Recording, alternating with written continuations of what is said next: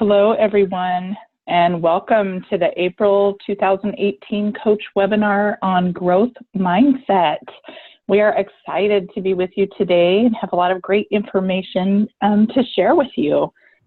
As we often do in our webinars, there will be opportunities to participate and contribute to the learning environment throughout the webinar, and we really look forward to hearing from you. As we move through the material today, please type your questions into the chat box, and please select all panelists and attendees, or everyone, so that everyone on the line can see the chat and participate and respond.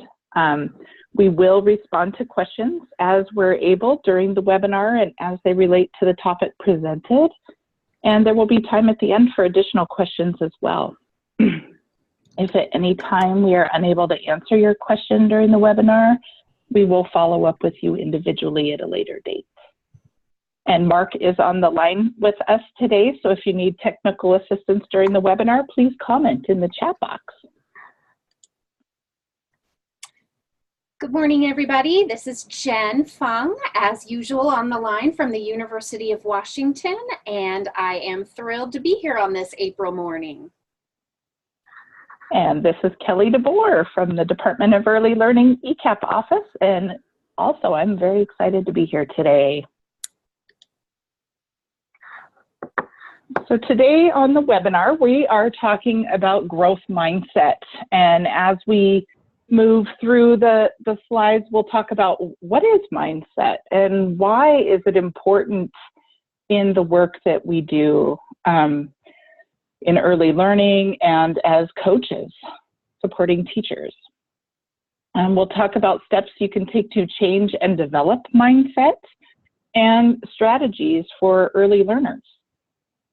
We did move the coaching and professional development announcements to the end of the webinar today based on feedback that folks have shared in the survey. And we have coaching resources and question and answer period at the end as well. So, what is mindset? Our mindsets are the beliefs we hold about ourselves and our most basic qualities like intelligence, our talents, and our personality. There are really two characteristics of mindset. There's fixed and there's growth. And in a fixed mindset, people tend to believe that their intelligence, talent, and abilities are givens. You have what you have when you're born, and you don't have more than that. It's fixed and it cannot be changed. In this mindset, it is common for people to worry about their traits and how adequate they are. Because if you feel that you can't get smarter, there's always a fear of looking dumb or stupid. In a growth mindset, people see their qualities as things that can be developed through time and effort. They understand that no one has ever accomplished great things without years of practice and learning, and mistakes are seen as opportunities to learn more. Next slide, please. So why is mindset important? Why does it matter? In a research-based model, Dr. Carol Dweck showed how a person's mindset really sets the stage for either performance-focused goals or learning-focused goals. And so a person with a performance goal might be very concerned with looking smart all the time, and therefore they would avoid challenging work because they don't want to fail. A person with a learning goal tends to pursue more interesting and challenging tasks in order to learn more. Dr. Dweck's research really shows people's theories about their own intelligence also had impact on their motivation, effort, and approach to challenges. So those who believe their abilities are more malleable are more likely to embrace challenges and persist through failures. This also affects cognitive, affective, and behavioral features. Those are linked to a person's belief about the malleability of their intelligence, because of course, if you believe things are fixed, you're less likely to pursue those more difficult tasks. Different mindsets lead to different patterns of behavior, and this is really illustrated in the graphic on the next slide. So you can see that looking on the left side is really the fixed mindset, and in the fixed mindset, intelligence is static. This leads to a desire to look smart and therefore a tendency to avoid challenge, to give up easily when presented with an obstacle. You might try a few times, but then like, nope, this isn't for me. I don't have the skill needed to do this. Effort is seen as fruitless or worse. Criticism is difficult. People with a fixed mindset tend to ignore useful negative feedback. The success of others. In a fixed mindset, people can feel threatened by the success of others. As a result of all these traits, they may plateau early and achieve less than their full potential. And all of this confirms a very deterministic view of the world. Now looking at the growth mindset, where someone in a growth mindset really feels their intelligence can be developed. This leads to a desire to learn and therefore a tendency to embrace challenges, to persist in the face of setbacks, see effort as a path to mastery, learn from criticism, and find lessons and inspiration in the success of others. As a result, they reach ever higher levels of achievement, and all of this gives them a greater sense of free will. So to further kind of dive a little bit deeper into this concept of mindset, both fixed and growth, here is a short video from Trevor Reagan on mindset, and it offers a great introduction to what growth mindset is, how it works, and why it matters. And this video can be found If you operate in the world of sports or education, you've most likely heard of the term growth mindset. It's a concept that's sweeping the world and changing and improving the way that people learn.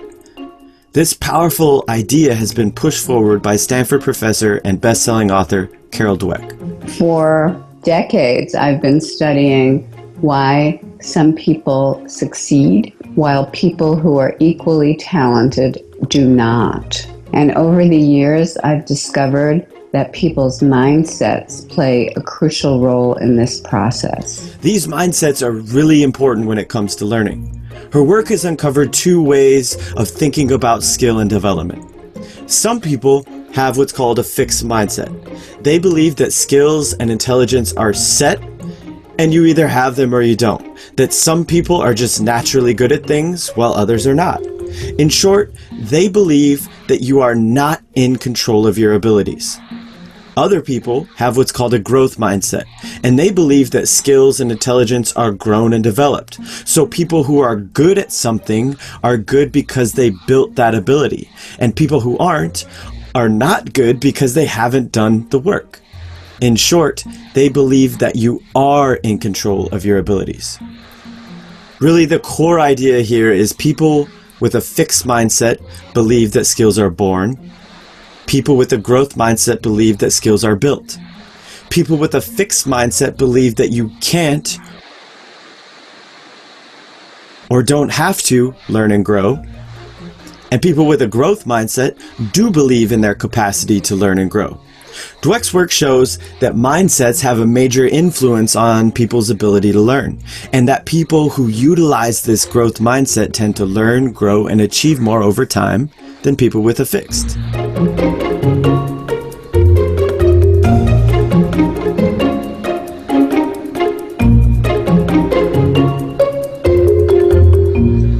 Growth mindset really creates a solid foundation for great learning. And because of its power, companies, sports teams, and schools from all over the world are implementing this into their culture.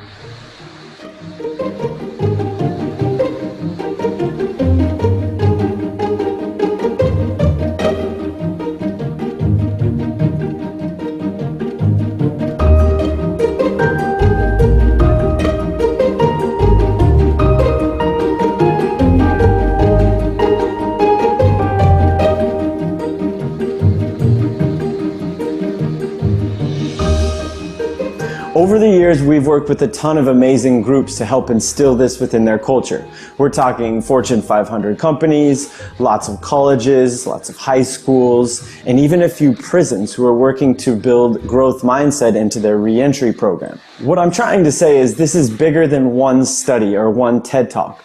This is a powerful concept that's helping lots of different people in lots of different places. Now, the reason it's so important and powerful is it is the foundation for learning. And if you understand this, no matter what you build on that foundation, it will be more powerful. But to really implement and run with this concept, we need to zoom in and look at the nuts and the bolts of it. We need to talk about what it actually is and how it actually works.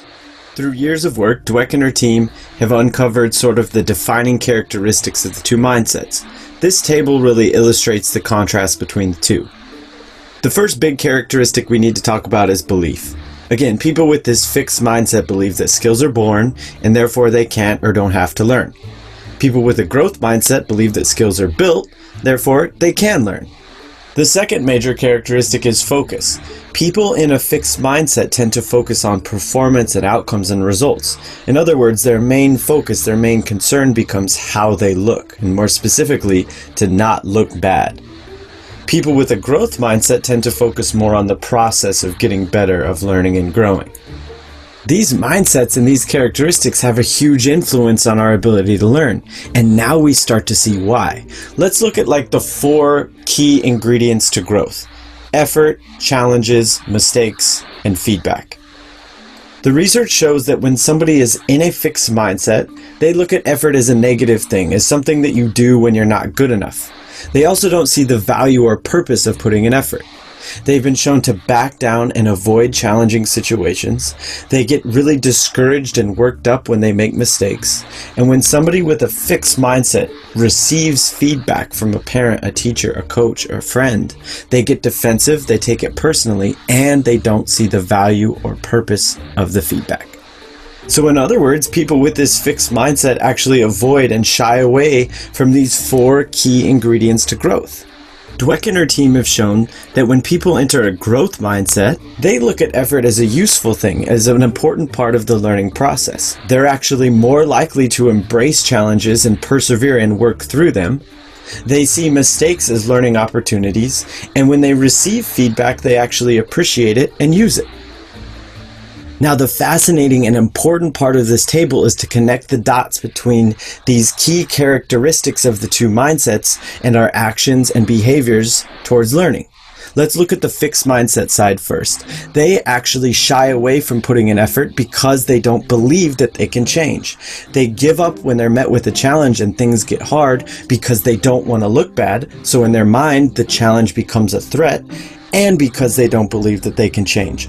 They hate making mistakes and are discouraged by mistakes because if you're making mistakes, you're not looking good. And they don't see the value or purpose of feedback because they don't believe in their capacity to grow. So in one way or the other, every single one of these actions is a byproduct of these characteristics. And the same is true on the growth mindset side. They see the value and purpose of effort because they believe in their capacity to grow. They're more likely to take on a challenge and persevere through it because they believe that they can grow and because they're focused on the opportunity to do that. So they frame a challenge as an opportunity to get better. And by focusing on the process and believing in their capacity to grow, they're more likely to understand how important mistakes are in this process. And when they receive feedback from a parent, teacher, coach, or friend, they're more receptive to this because their focus is on getting better and because they believe that that information can help them grow and they have the capacity to do so. 2 key points with this table. First, you're not just one or the other. This is a spectrum. And in different times, on different days, in different situations, you might be in a growth, while other times you'll slip into a fixed. But now that we understand how it works and we understand the characteristics, you can start to identify where you're at on the spectrum and, more specifically, the cause of that mindset. Is it our beliefs or is it our focus? Second, yes, these actions of learning are great, and they're definitely behaviors that we want. But we have to understand that they come from our mindsets. So to create a great culture for learning, it's about zooming in, on beliefs and focus and creating a real growth mindset, which is one of the most important things we can do.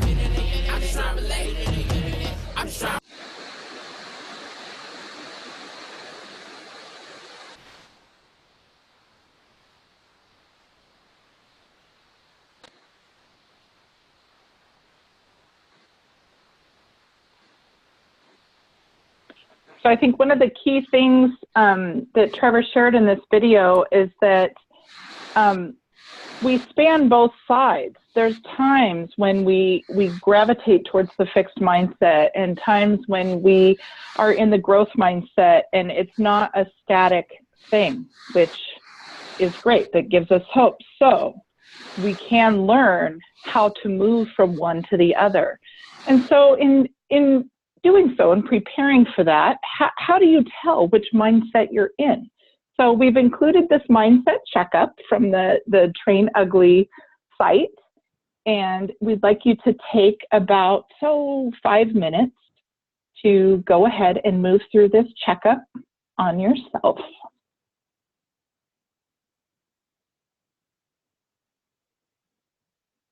Looks like we're hearing from folks. It looks like we're hearing that it's blurry and not readable for some folks. So we will share a copy of this mindset checkup with the follow-up email after the webinar. I'm sorry about that. It's clear on my screen. So for those of you who are able to do it, go ahead and do it, and then we'll just take a couple minutes.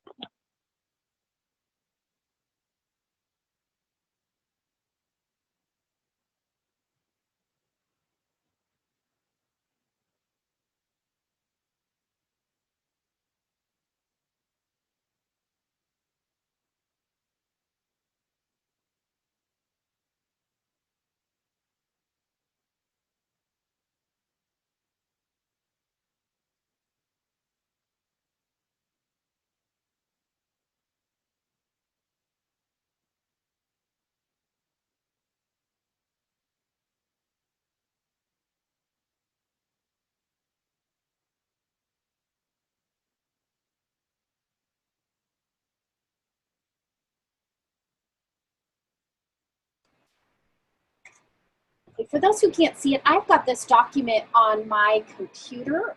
So you're gonna see some shuffling around. I'm gonna see if pulling up the actual document and sharing that helps with this. So let me just give that a try real quick.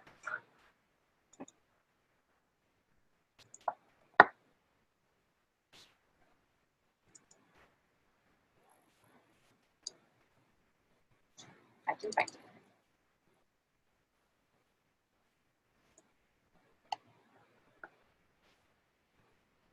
Are folks able to see that a bit better?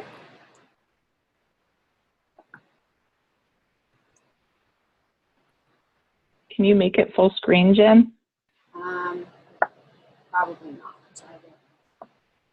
Zoom, but since it's not part of the PowerPoint.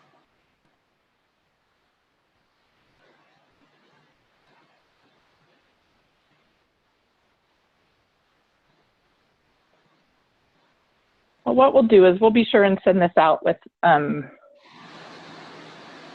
after the webinar with the follow-up survey. I'm sorry that it's blurry. Thank you for your patience.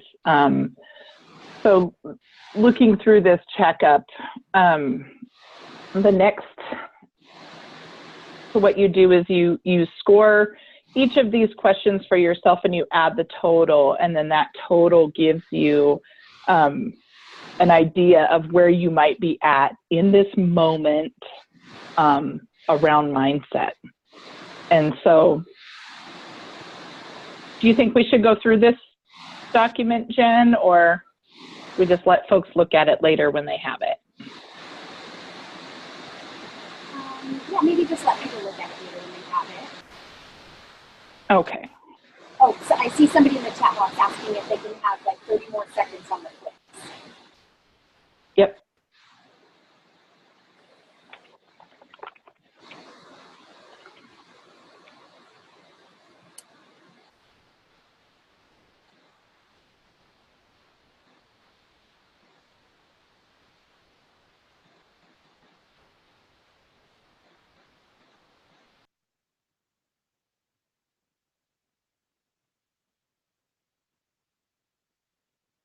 Someone's asking to go back a slide. Can we do that just for about half a minute?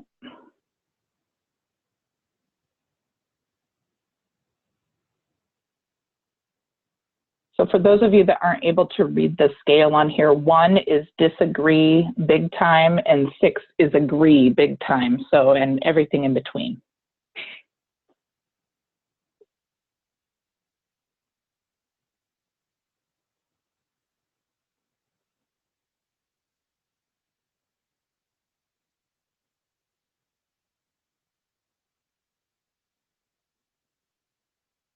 And on part 2, 1 is agree big time and 6 is disagree big time. So they switched it halfway through.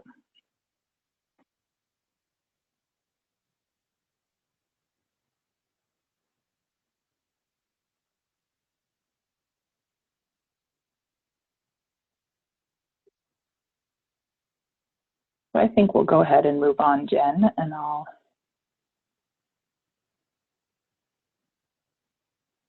and so just to, we'll let you review the checkup once you get the handout from us. So there are some things you can do to change mindset. As Trevor mentioned in the video, it's not a fixed thing. So you can change your mindset and you can develop it. And so Carol Dweck in her research has discovered that there's really 4 basic steps to changing your mindset. And step 1 is learning to hear your fixed mindset voice. So when you are approached with a challenge, your fixed mindset voice might be that voice of doubt. Are you sure you can do it? What if you fail? People will laugh at you if you fail. When you're met with a setback, the voice might say things like, this would have been easy for you if you had the talent. Or I told you this was too risky. It's not too late to back out. While facing criticism, the voice might say, it's not my fault.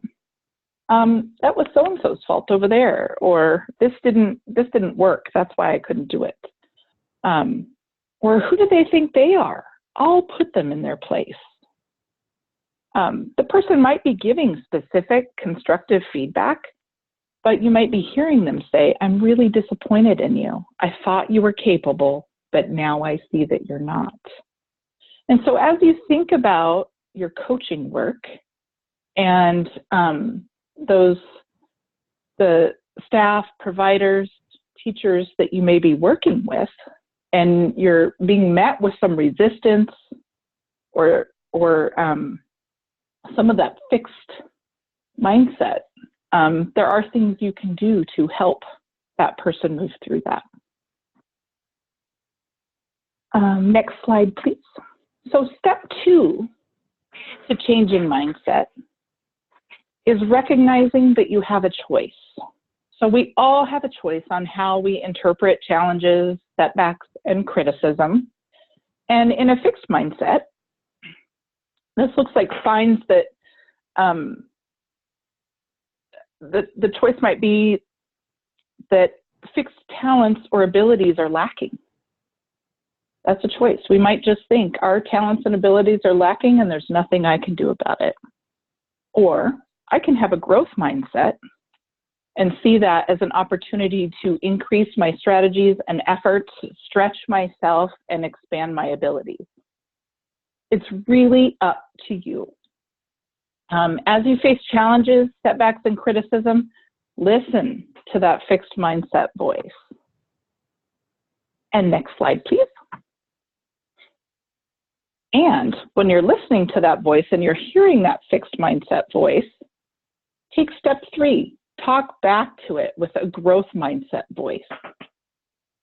So when the fixed mindset voice is saying, are you sure you can do it? The growth mindset responds with, I'm not sure I can do it now, but I think that I can learn with time and effort. Or the fixed mindset might say, if you don't try, you can protect yourself and keep your dignity.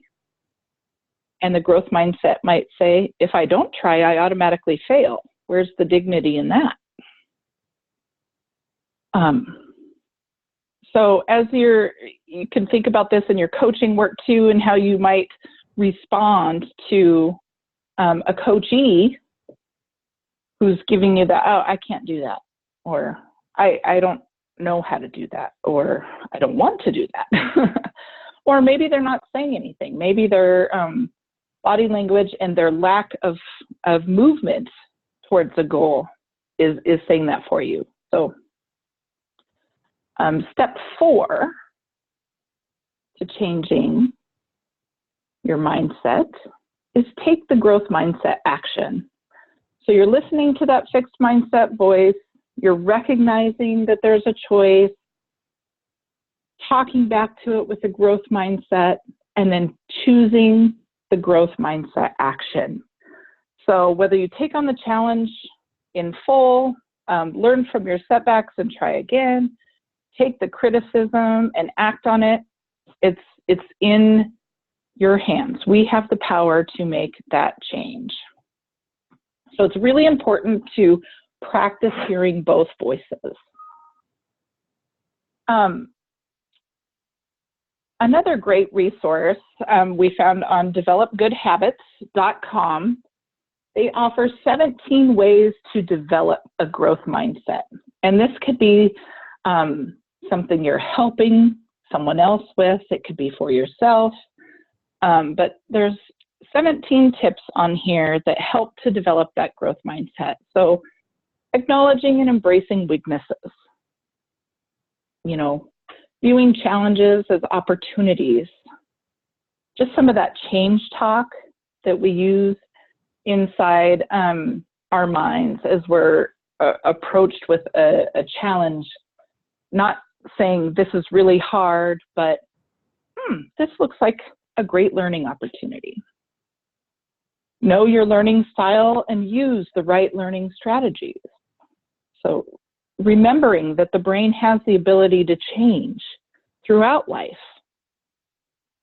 Prioritize learning over seeking approval.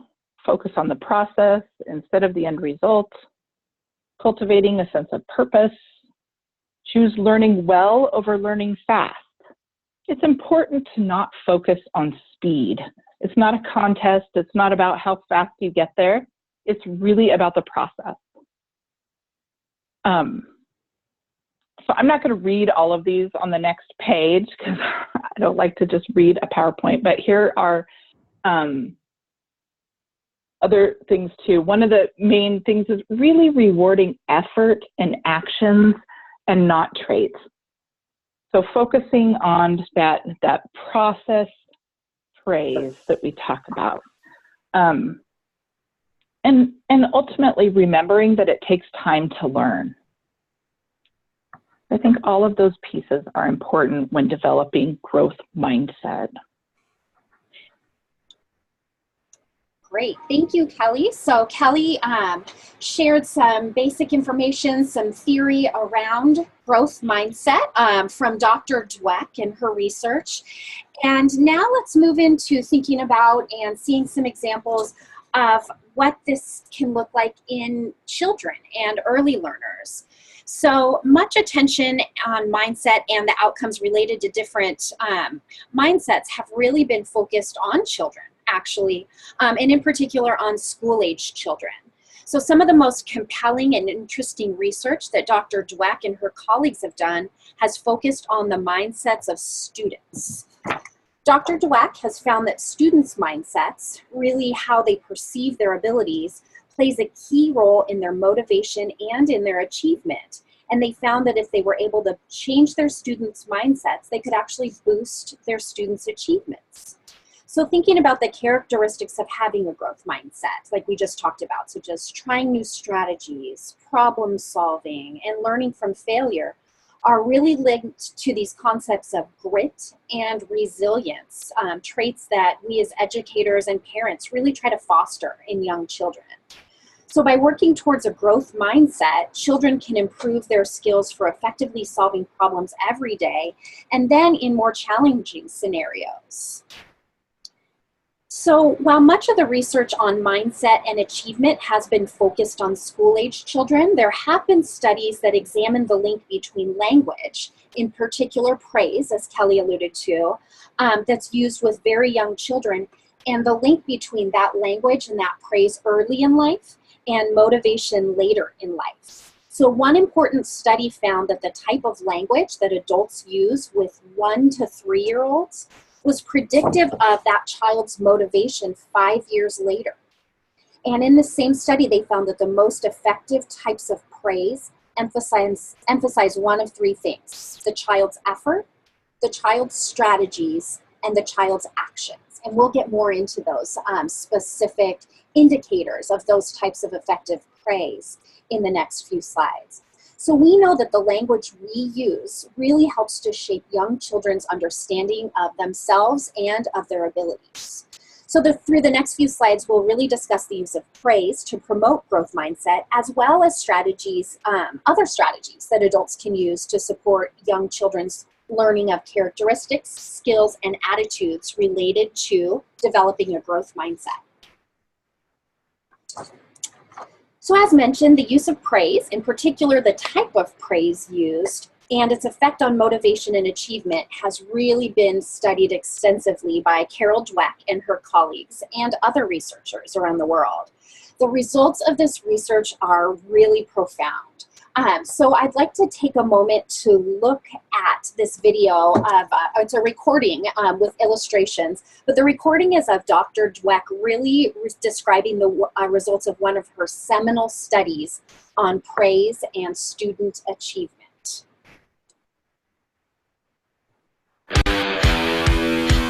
Is it tough competing in a man's world?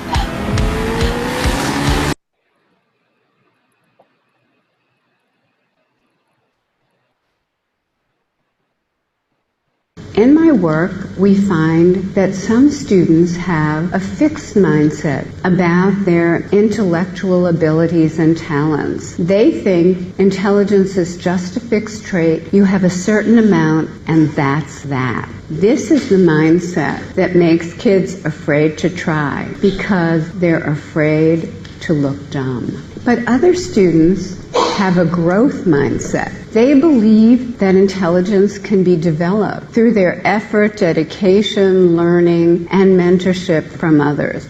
They don't think everyone's the same or that anyone can be Einstein, but they understand that even Einstein wasn't the guy he became before he put in years and years of dedicated labor. I'm going to organize this by telling you about a study we did with hundreds of students making the transition to 7th grade. They're about 13 years old. It's an extremely difficult transition. The work gets substantially harder, the grading gets more stringent, the environment becomes less personal. And that's a crucial time. It's a time when many students turn off to school. So as they entered, we measured their mindsets. That is, we saw whether they believed intelligence was fixed or could be developed. We monitored their grades in math over the next 2 years. We also measured a lot about their attitudes toward learning. They had entered 7th grade with just about identical achievement test scores, but by the end of the first term, their grades jumped apart and continued to diverge over the next 2 years. The only thing that differed were their mindsets. Now, let's see why and how this happened. The first thing we found was that they had completely different goals in school. The number one goal for kids in a fixed mindset is look smart at all times and at all costs. So their whole lives are oriented toward avoiding tasks that might show a deficiency. But in a growth mindset, where they believe intelligence can be developed, their cardinal rule is learn at all times and at all costs. That brings us to the second mindset rule. In a fixed mindset, effort is a bad thing. They believe if you have ability, you shouldn't need effort. And if you need a lot of effort, it's a sign that you don't have ability. I believe that belief, that if you have ability, you shouldn't need effort, is one of the worst beliefs that anyone can have. I think it's why so many of our promising students don't fulfill their potential. They go along, coasting along, not trying that hard. The other kids have to try. One day they have to try too, and they can't do it. Whereas students in a growth mindset say effort is what activates their ability. And rule number 3, in a fixed mindset, a setback or deficiency measures you and reveals your limitations. So what we find is that those students in a fixed mindset try to hide their mistakes or run from their mistakes, conceal their deficiencies. But those in a growth mindset think mistakes, setbacks, natural part of learning. It's what happens when you take on challenges. So a fixed mindset gives no way for students to handle difficulty. They may get discouraged, give up, flee, or become defensive, acting bored. Often this statement, it's boring, it's a cover for a fixed mindset. It means I'm afraid to try, or acting out, blaming the teacher or material. How are these mindsets transmitted? We've studied this in a number of ways, but maybe the most interesting way is through praise. For 15 years, we have studied how adults' praise affects students. We undertook this work at the height of the self-esteem movement, when the gurus were telling us all to praise our children's ability, tell them how brilliant and talented they are. But for 15 years, we have found praising children's intelligence harms them. It puts them into a fixed mindset and turns them off to challenging learning. Let me tell you about a series of studies we did with 10 and 11-year-olds. We brought them to a room in their school. We gave them 10 problems from this nonverbal IQ test initially. They did pretty well because they were matched to their age level, and each child received one form of praise. A third of them got intelligence praise. Wow, that's a really good score. You must be smart at this. Or process praise. That's about the process they engaged in. Could be their strategy, their effort, their focus, their persistence. Wow, that's a really good score. You must have tried really hard. And the control group. Wow, that's a really good score. I won't talk much about them because they tended to be in the middle. Now, if you listen carefully to the messages that are embodied in each statement, the first one says, I value intelligence. The second says, I value process. Let's see what happened. First, yes indeed, praising intelligence put kids into a fixed mindset compared to praising the process. But the most astonishing thing to us was that praising intelligence turned kids off to learning. Because after we praised them, we said, what do you want to do now? Anything's fine with us. You want a hard task you can learn from, but you might make mistakes? Or do you want a task that's like something you're already good at? The majority of kids who were praised for their intelligence rejected the chance to learn in favor of something they were sure to do well on. But those praised for the process overwhelmingly wanted the hard task they could learn from. They didn't feel they were in jeopardy if they struggled for a while. Later, we gave everyone a difficult set of problems. And here we found that those who were praised for intelligence lost their confidence, didn't enjoy the problems anymore. And even when we went back to the easier problems, their performance suffered. Those who were praised for the process remained confident. They saw these problems were harder. Many of them said the hard ones were their favorites. And when we went back to the easier ones, their performance flourished because they remained engaged and they remained learning. A few months ago, we published a study showing that mothers' praise to their babies 1 to 3 years of age predicted that child's mindset and desire for challenge 5 years later. So now I feel justified when I intervene with mothers at airports who are telling their babies that they're geniuses. I have the data. So remember, praise process. But it's even more than that. It's convey to children a new value system, not about quick, easy, smart things, but like this. Sit around the dinner table and say, who had a fabulous struggle today? And each person shares the struggle. Or if a child does something quickly and easily, instead of rushing to tell them how good they are at it, we should say, oh, I'm sorry I wasted your time. Let's do something hard. Let's do something you can learn from. Recently, I have fallen in love with a new word, yet. I heard of a high school in Chicago where when they didn't master a unit, instead of a failing grade, they got the grade not yet. And I thought, isn't that great? Because not yet means, hey, you're on that learning curve, you're somewhere. And so if a child says, I'm not good at maths yet, it's like, get back on that learning curve. I can't do it yet. I tried, but it didn't work yet. The more research shows us that human abilities are capable of growth, the more it becomes a basic human right for students to experience that growth, to live in environments in which all students can fulfill their potential.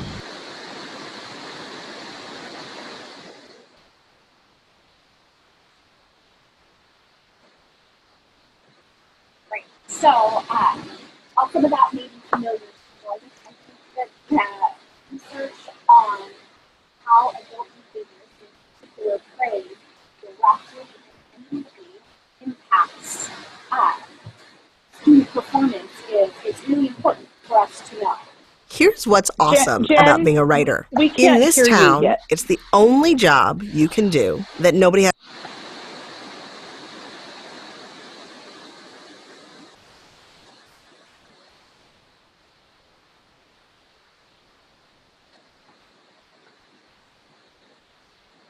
Okay, can you hear me better now? It's still kind of breaking up a bit. Okay, unfortunately, because I had to share my video, I can't call in. So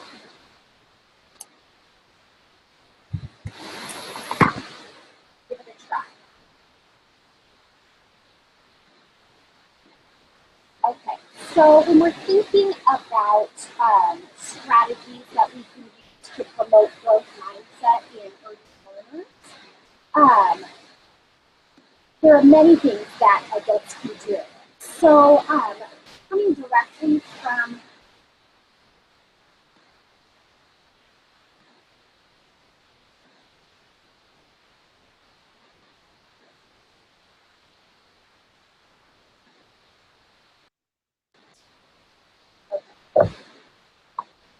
sorry about that. How does that sound? You still sound really far away.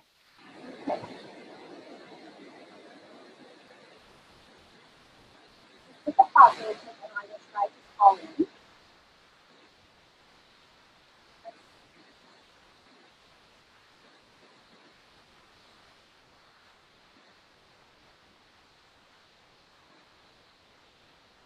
Thanks for your patience, everybody. Jen's gonna call in.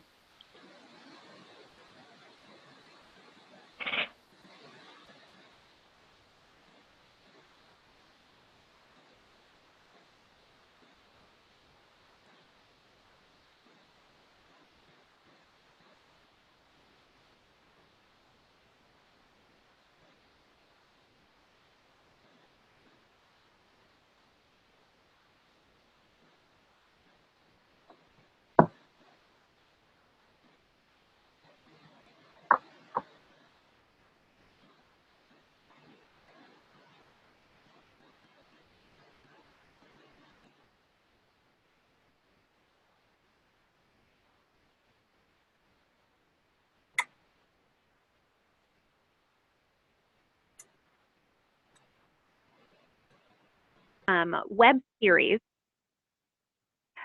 called Brain Jump with Ned the Neuron. It's by Kazoom on YouTube, and they have many different videos that really help kids learn this concept of neuroplasticity and what's going on inside of their brains.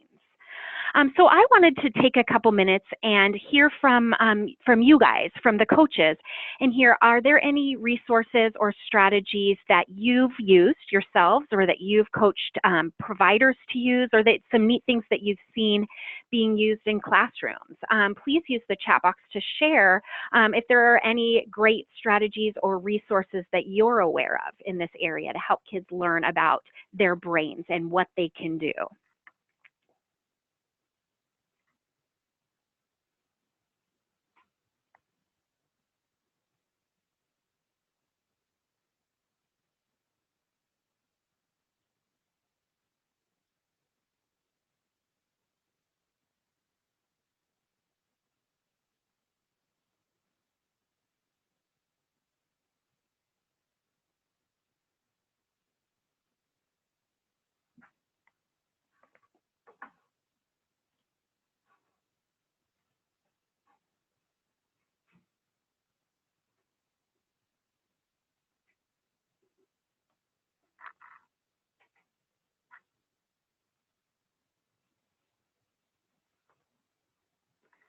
Okay, I'll be watching the chat box to see if anybody thinks of anything or if anything comes to mind in this area that you'd like to share with your colleagues. So please, if anything pops into your brain, please feel free to share. Oh, I see Patty sharing that it's more for adults, but that Stephanie Faye Frank does some great videos about the neuroscience of growth mindset. Thanks for sharing that, Patty. Okay. So thinking about another strategy that adults can use to really help kids learn about growth mindset and start to develop that growth mindset themselves is really thinking about the self-talk that we use, or that children use with themselves. So using positive self-talk is a really important part of cultivating a growth mindset. And for very young children, thinking about how we shift this self-talk, it can be incredibly empowering to teach young kids the power of yet. So as we talked about, and as Dr. Dweck described, when faced with a challenge, many young children will tell you, I can't do this. I'm not good at this. This doesn't work. I don't know how to. But when we focus on teaching kids the word yet, this really reframes the sentence. I can't do this yet.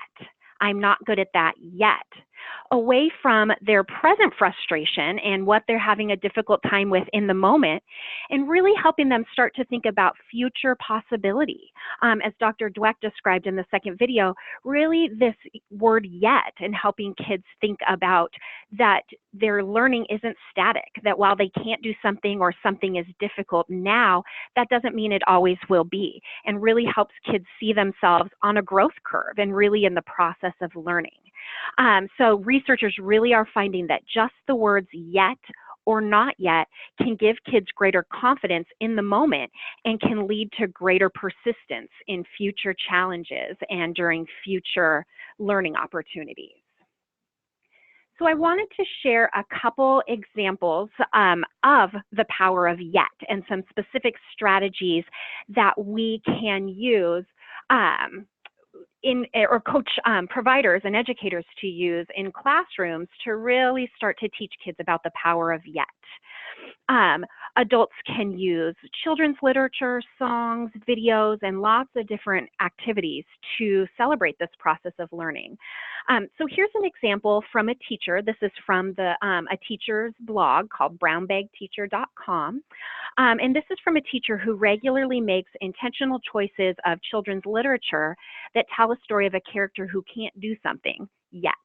And in this particular example, the book that she chose was Giraffes Can't Dance, a really common and beloved story in early childhood. So when she introduces this story with the lens of introducing the power of yet and cultivating growth mindset and changing self-talk, She chooses a point to the book where she'll read it, really up to the point where a challenge is presented, where the giraffe figures out, I can't do this. And then she leads a class brainstorm, which you'll see the paper, things we can't do yet.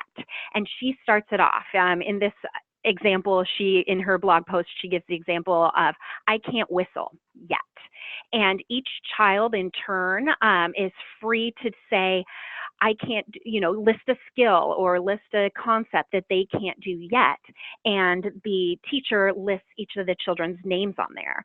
And she really made a point to say that this class-wide group brainstorm on what kids can't do yet was really empowering, is a really empowering process for her class, as all of the children, when they hear that their classmates, maybe people that they, had once perceived to be better or faster or stronger or smarter than them, that all kids had something that they couldn't do yet. So the next step was for the class to finish reading the book, and then they discuss what Gerald did do to help his yet become a now, which I really like as part of framing, thinking about that learning. Maybe this is a yet skill, but with practice or trying different strategies or confidence or seeing this as a challenge, whatever the strategies that children may be to approach the learning challenge, to help that skill become a now. So after the class finished reading the book and discussed and reviewed their group brainstorm, kids were provided with individual graphic organizers, that visual support that you see on the far right, that they could use with the support of the teacher to identify what their yet was. And in this example, you see that the child says, I cannot yet read the words in a book. But as part of this, they kind of made a plan, set a little goal for themselves. What can I do now? I can practice reading the pictures. And that would be a step that they could take to help their yet become a now. So these individual sheets were displayed for all the class to see and continue to check in on the progress of all of the learners who were focusing on making their yet become a now. This teacher made a book of all the yet sheets and put it in the book area for kids to continue to refer back to. So I will be sending out a blank copy of this Power of Yet graphic organizer in the follow-up video. I'm sorry, the follow-up email. And just a couple more resources thinking about the power of yet, in addition to using children's literature that examines and provides examples of characters who are facing obstacles and challenges. There are some specific books that do focus on the power of yet. For example, this book called Not Yet by Lisa Cox and Lori Hockema. And then there's also a great video, I'm not sure if people have seen it, but a few years ago, Sesame Street even got on board with the idea of growth mindset and the power of yet. And since I've had to call in, if I played this video, we wouldn't be able to hear the audio, but it's a fun, neat, upbeat song with Janelle Monáe and the Sesame Street characters about the power of yet, and what you might not be able to do yet with time can become a now. So let's continue. I see people using the chat box to share some resources, and I'd love for everybody to continue to share, in particular, if they've seen strategies or resources or used them yourselves around this concept of teaching the power of yet.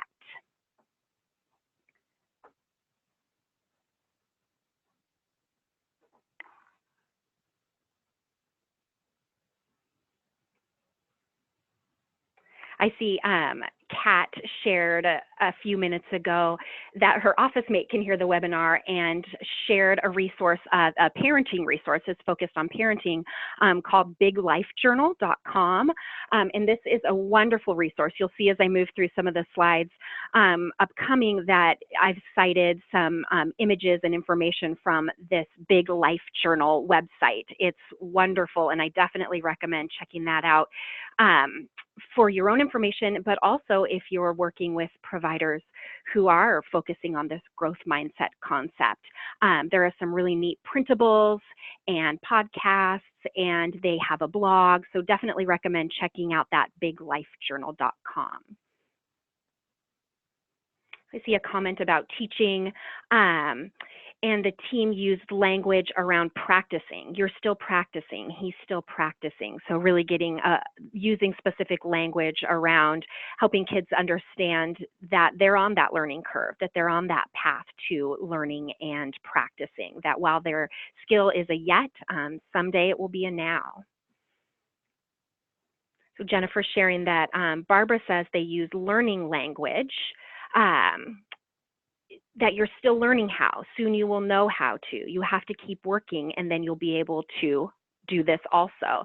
So really thinking about those connections with the praise and the language that we use to tying actions. So you're still learning, you're still working, you're still practicing, and then the outcomes. Someday you will be able to know how to do that. So thank you everybody for sharing, and please continue to use the chat box to share these great resources and thoughts and experiences that you've had as we move through the rest of the slides.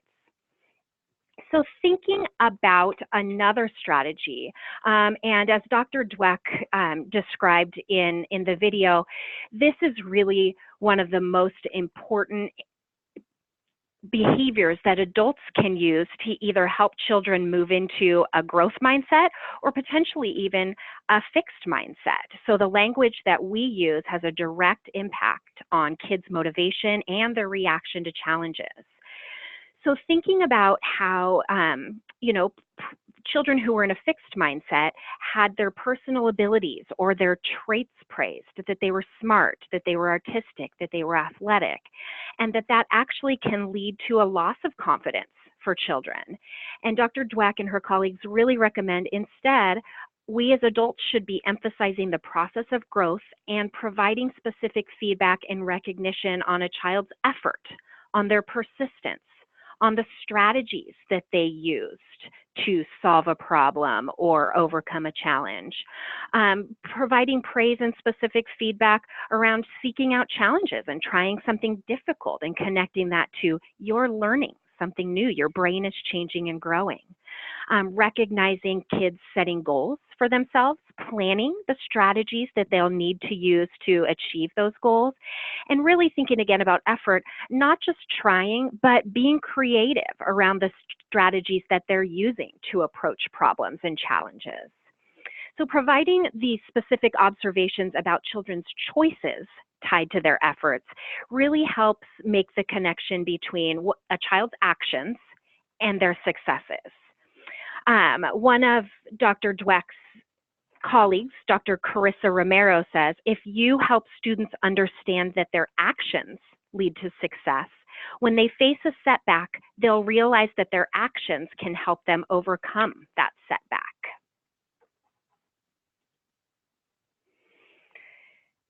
So when we're focusing on growth mindset and emphasizing praise of effort, it's important that we as adults are aware that we're not misusing these principles of growth mindset, and in fact actually creating what Dr. Dweck refers to as false growth mindset. So Dr. Dweck continues to study this concept of growth mindset and the strategies that adults use to teach and promote growth mindset in young learners. And in particular, she looks at the application of those growth mindset teaching strategies and behaviors that adults use. So following the publication of her book, the book that really brought growth mindset into the forefront of education, parenting, early learning, the awareness and the importance of growth mindset really became apparent. And of course, adults became increasingly interested in promoting growth mindsets in their children and their students. But during this process of observing this uptick in interest and the use of potential growth mindset strategies, Dr. Dweck noticed that not all adults understood the concept of praising effort in particular fully. And as she studied and observed the behaviors of adults who created false growth mindset, there were some really common mistakes that she noticed. And among the most common mistake was the misuse of this concept of praising effort. So Dr. Dweck noticed that many adults praised effort alone. Oh, you worked so hard on that. You're such a hard worker.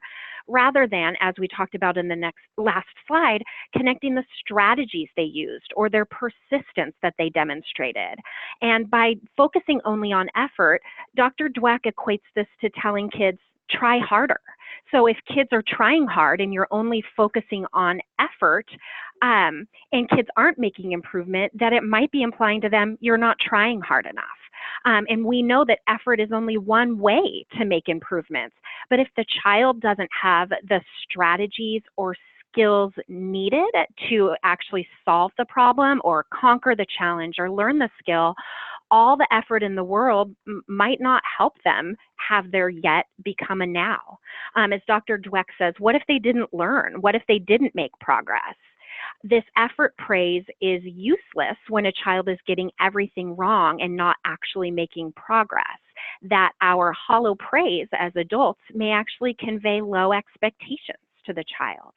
So instead, Dr. Dweck recommends that adults should praise that process, and as we talked about, the strategies that children are using, their creativity, asking for help, watching somebody and trying something new, whatever it might be, and tie those to the outcome. Wow, you really practiced that and look how you've improved. Or, hey, you tried a new strategy today and you figured out how to solve that problem.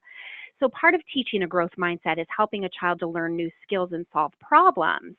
So sitting down with a child, especially when we're talking about our really young early learners, to understand what they've tried, get a handle on what their understanding of a concept or of a problem might be, what they've already done, and what can be tried next. So really thinking about scaffolding that problem-solving process, involving the child in helping identify what some of those solutions might be, and then giving kids the freedom to test things out and see what works for them and what doesn't. Another principle when we think about promoting growth mindset is to celebrate mistakes.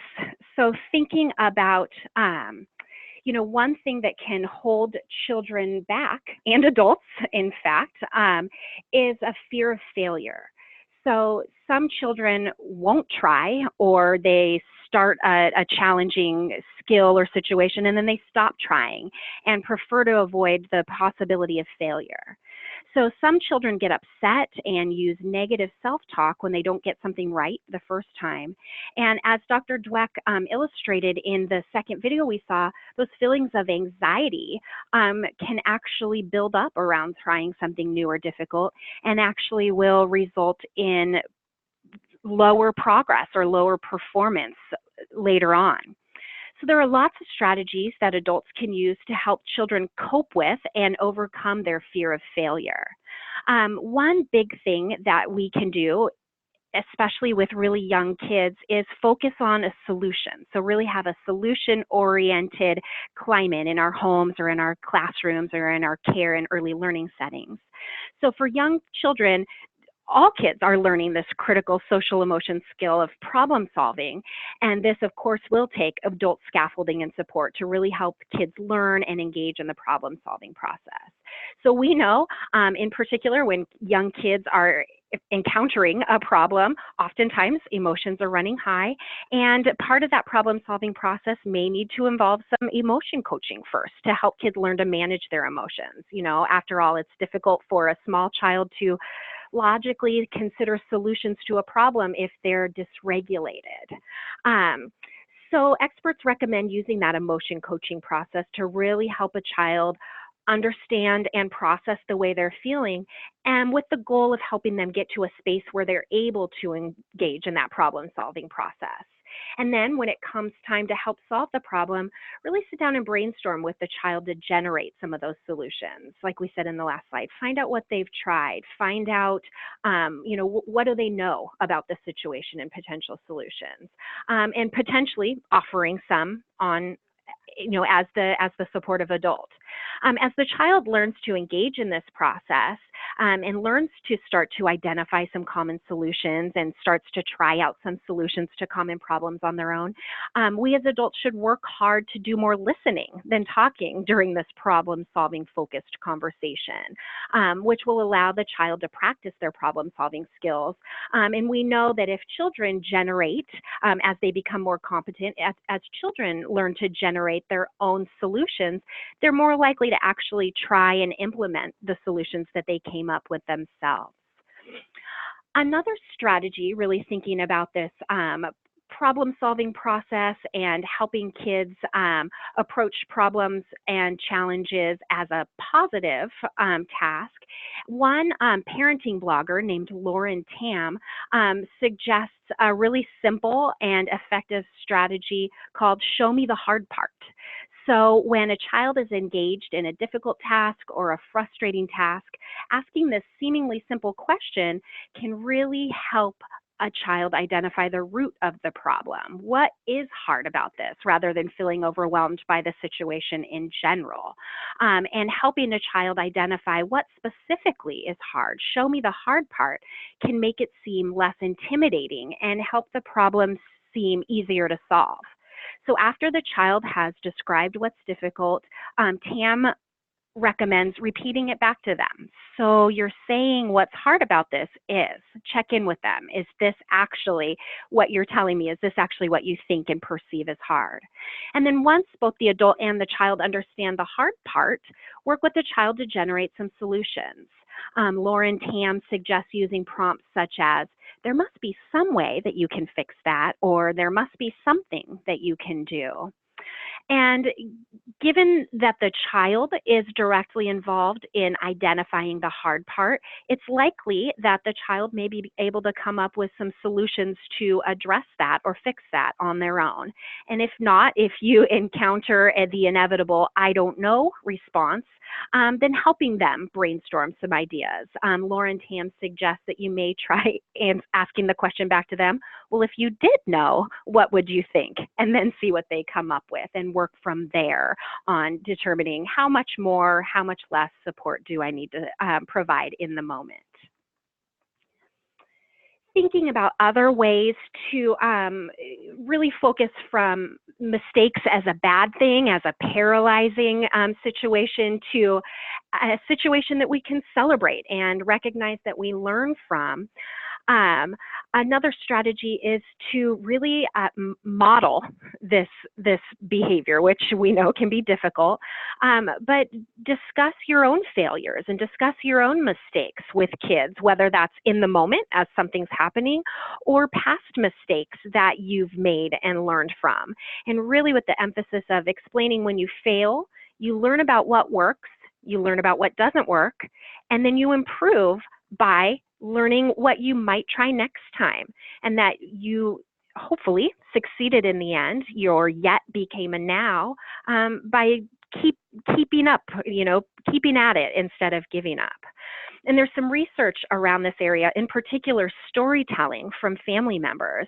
So research has shown that kids who hear stories of family members and ancestors who overcame something are actually more resilient in the face of challenges. Another powerful strategy to spark these discussions about coping with and overcoming the fear of failure is the use of children's literature. As we know, children's literature is so powerful in many other learning situations, in particular, targeting those social emotional skills. So reading age-appropriate stories, featuring characters who are experiencing problems, and really helping kids connect the experiences that the characters are having between similar events that children may have encountered in their own life. And really thinking about, when you're reading these stories to kids, engaging them and asking them how the characters could solve their problems and what the characters learned from their struggles and failures.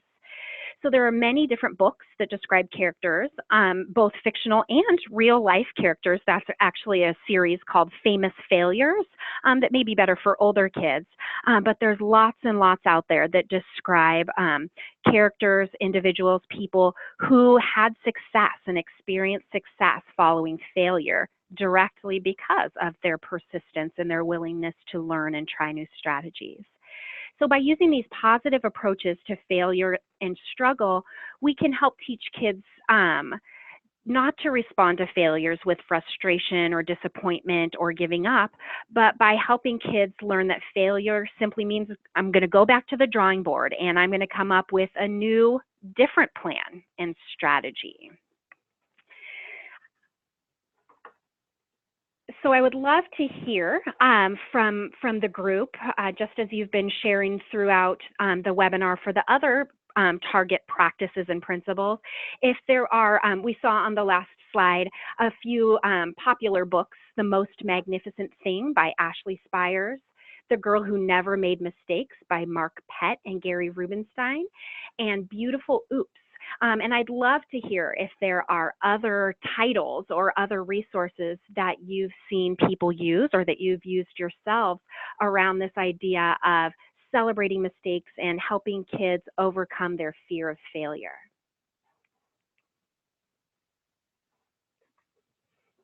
So in the interest of time, I'm going to continue to move through, but if those come to mind, please feel free to continue to share in the chat box.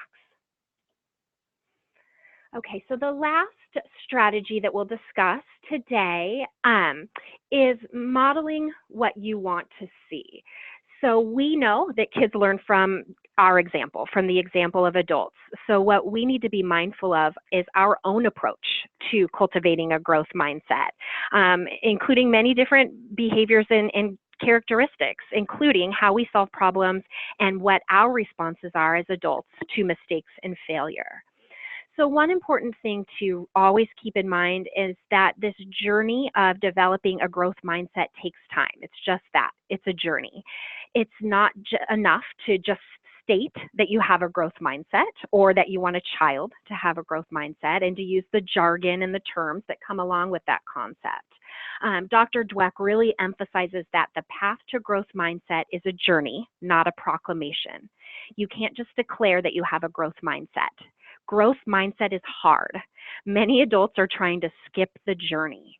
So simply using those growth mindset terms and popular phrases without doing the work and modeling how you've changed your approach to challenges and your approach and reaction and response to mistakes and failure, as well as the ways that we help children engage in that process of approaching problem solving and approaching something difficult or new.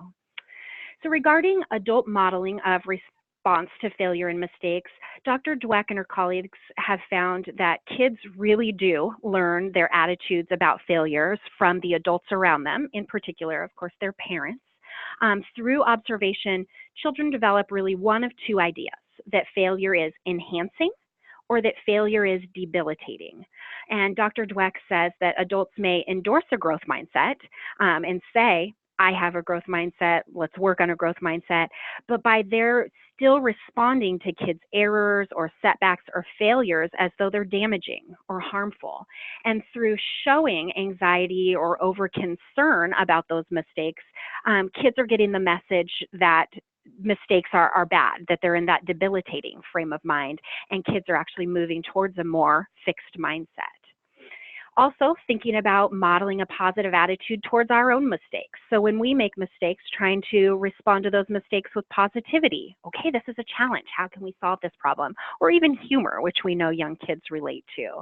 So talking to kids, as we mentioned, about what you've learned from your mistakes, whether it was in the past or whether it's in the present, and then modeling that you're willing to pick yourself back up and try again.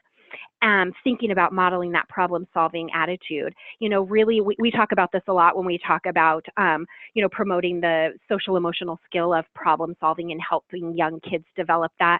The researchers and practitioners out there really say, okay, we should be problematizing everything. We should be verbalizing problems in our classrooms, in our environments on a regular basis. So doing that think aloud for the benefit of the kids. Model, oh man, this is a problem, and how to apply and generate the same problem solving skills that you've been working on together with the child for the child's benefit. So when we as adults are engaging in this process, ask kids, engage them for advice on how to address the problem, which will not only model that positive approach to problem solving, but again, provide them with more opportunity to practice their own problem solving skills, and also can help demonstrate to kids that their ideas are valued, which can help them gain the confidence to attempt solving problems on their own. Also really modeling that, again, just like developing growth mindset is a journey and a process, that the problem solving process is a journey as well. Sometimes the first solution we generate doesn't work. It wasn't the right solution for the problem, or it didn't address the skill, the issue that I was having with performing this skill. So we need to go back and have a plan B. But that is the process, and really that power of yet. I haven't found a strategy or a solution that worked yet.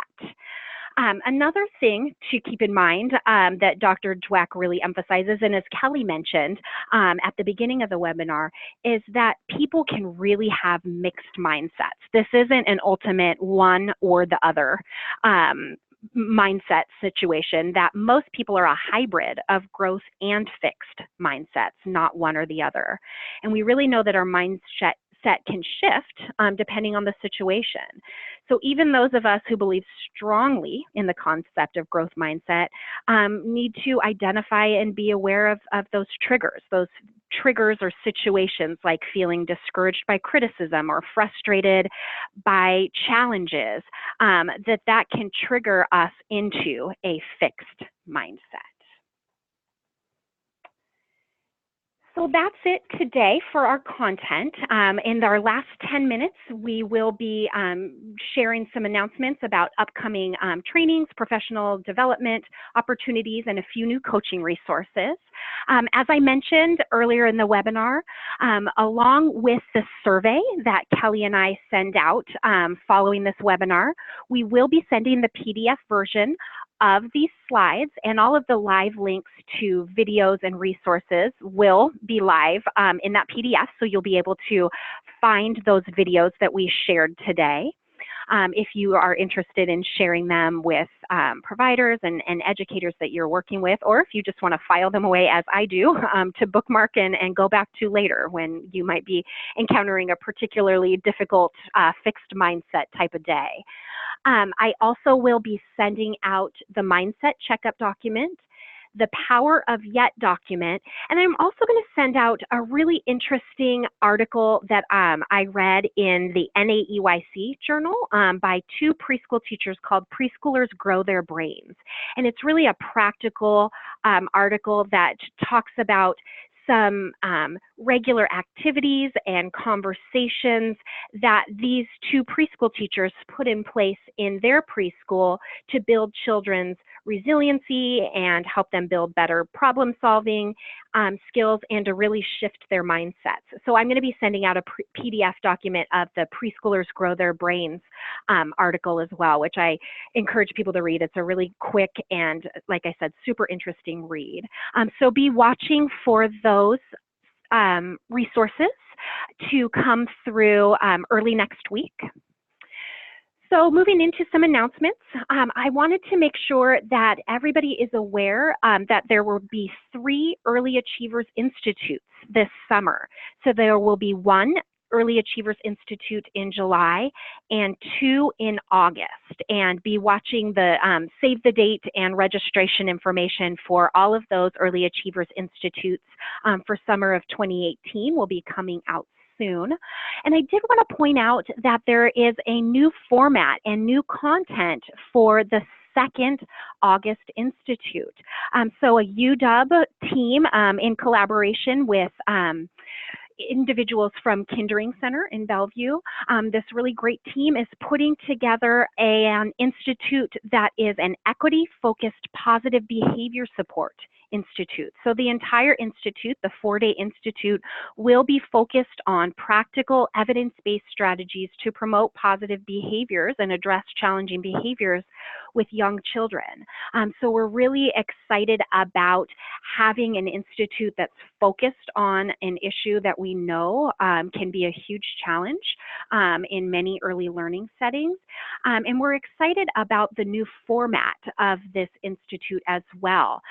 Rather than having institute participants sort of select and choose their own adventure and go to different sessions, this institute actually will be have tracks. We're calling it the cruise institute. People can choose their cruise adventures, but there's going to be a track for coaches, a track for preschool teachers, a track for a track for families and individuals who support families, and individuals who work with infants and toddlers, and then program leaders and administrators. So all of the content in those tracks will focus on positive behavior support, but with a focus on how the different audiences, depending on what role they're playing, how they apply that information about positive behavior support and supporting young kids' social emotional development. Again, like I said, really with that focus on equity. We've got some great keynote speakers lined up for that, so be watching for save the date information, not only about all of the institutes, but about that August Positive Behavior Support Institute as well. So a couple trainings coming up from UW, 2 more coach framework trainings for 2018, one in Bellingham in May and one in Seattle in August. An ERS, so 2 ERS trainings remaining in the year, one ITERS Deep Dive in Spokane in April, and an ECHRS Deep Dive in the Tri-Cities. And then 2 more class trainings, so pre-K class reliability in Spokane in April and toddler class reliability in June. And as a reminder, if people want to see an at-a-glance view of the trainings for the 2017-2018 workshops and trainings offered by UW, they can click on the link that will be in the slides that we send out. Just so everybody knows, we've continued to get emails about the Herring Center individualization internships. They're actually, unfortunately, full for the rest of the year. We'll be offering internships through the 3rd week of June, but currently all internships are at capacity. However, if you are interested or were hoping to attend one of the individualization internships this year, you can email our wonderful program assistant at the Herring Center, Phoebe, and she can place you on a cancellation list for one of the internships for this year, or if you're interested in being placed on a list to have priority registration for one of the early internships for next year, please contact Phoebe and let her know that as well. We do anticipate offering close to the same number of individualization internships at the Herring Center next year. Those should begin in early October of 2018 and will go through June of 2019. So if you weren't able to make it to an internship in this year or in the past couple years, please know that we would love to see you, and that those the schedule of those internships is coming soon. A couple coaching resources. As always, we want to make sure that coaches are aware of the Meaningful Makeover video series that really highlights the importance of quality environments and connection to early learning. And I wanted to highlight that a couple weeks ago, the university's College of Education hosted a series of fast-paced talks called EduTalks, and Cultivate Learning's own Dawn Williams did a great EduTalk on the Meaningful Makeover series and what it means to create high-quality learning environments for young kids. So if you're interested in watching Dawn's talk or any of the other talks, the UW College of Education has a channel on YouTube where they've posted all of the individual talks. There are some really interesting talks that occurred during that Raising Washington EduTalk a couple weeks ago. Wanted to also point out that Circle Time Magazine is there and it's awesome. And in fact, there is a new episode on geometry that has very recently been released. So now total, there are 3 episodes of Circle Time Magazine. This year's episodes are all focused on math concepts. Episode 2, in case you haven't checked it out between our last webinar and now, is on measurement. So really thinking about how to explore key measurement skills and concepts, and talking about and demonstrating strategies to help young kids develop an understanding of measurement skills. And then, as I mentioned, the 3rd episode of Circle Time Magazine is about geometry. So reviewing key concepts and skills related to geometry and spatial awareness, with a focus on explaining how young kids develop an understanding of these concepts and what the skills are as they move along that learning pathway, as well as illustrating real strategies, real resources, real learning materials that providers and educators can use to support early brain development in this area. This episode focused on geometry and spatial awareness also shares some exciting ways that art and other types of materials can increase learning opportunities that are in fact linked to geometry and spatial sense.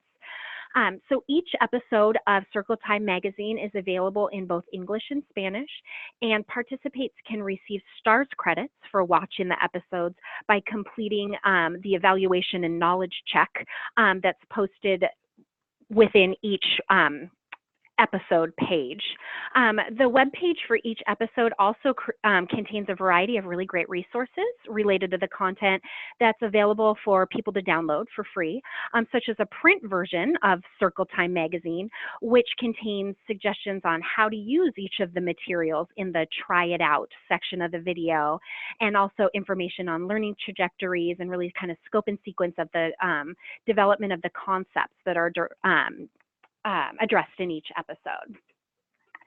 A couple more coaching resources. Wanted to remind everybody that the Herring Center's lending library is available and continues to be available for free to coaches, and all the materials that are in our lending library are related to equitable and inclusive early learning spaces. And one more reminder, as always, again, for the Cultivate Learning's coach support team. Our team members are available for consultation, ongoing support in a variety of different content areas. All of these consultants have expertise and experience in different areas such as positive behavior support, challenging behaviors, expertise in ERS and class tools, expertise in STEM and practice-based coaching and mentoring. So definitely check out the Coach Support Team website to read more about each of the consultants, and also sign up for a consultant time. Each consultant has a calendar that lists their office hours of sorts. So quick reminder that our next webinar, and actually our last webinar for 2018, will be on Friday, May 4th, 2018. And based on the feedback and requests from you all in the webinar content topic survey that we sent out in the beginning of the year, this last webinar in May will focus on executive functioning. And again, that webinar will have a focus on both strategies for adult learners as well as early learners. And we're excited this webinar on executive functioning will feature some really expert and experienced guest presenters from Dell and from UW. So we hope that you can join us on May 4th. And if you can't, definitely be watching for the recording of the webinar and the associated resources to pop up in the Coaching Companion or in the Dell Coaching Toolkit.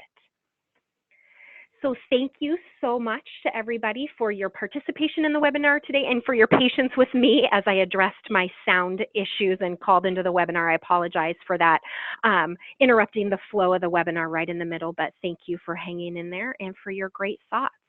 So if there are any questions, please feel free to put those in the chat box. Callie and I will remain on the line for a few more minutes, and we will answer your questions as they come up. So thank you so much to everybody, and enjoy your April. It's already going fast. Thank you, Jen, and thank you, everybody.